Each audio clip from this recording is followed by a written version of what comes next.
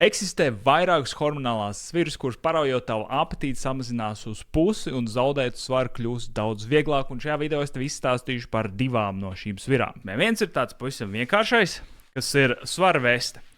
Svara veste samazina apetīti, tāpēc, kad uzkrāmējot svaru uz pleciem, tev kaulos ir sensori, viņus sauc par gravitostatiem, kas sūta smadzenēm signālu lūdzu atbrīvojies no masas.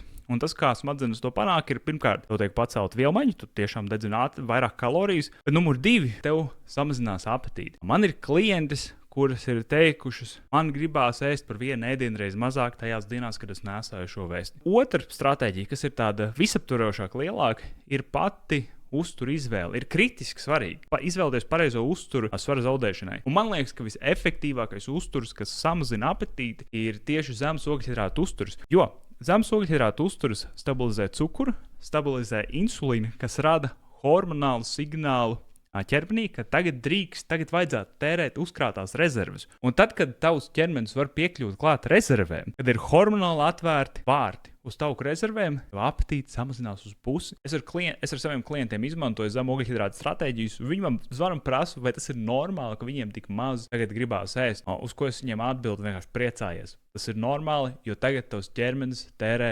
uzkrātās rezerves. Manuprāt, te arī slēpjas tā ilgtermiņa svara zaudēšanas atslēga. Pārstāj meklēt ātrāko veidu, kā zaudēt svaru. Tāds meklēt veidus, kā kontrolēt savu apetīti. Tu gribi zināt vairāk, piesako, atstāj komentāru. Varbūt tev ir kāda metode, ko tu zini, kas tev ļoti palīdz. Atdalies, lai arī citiem tiek.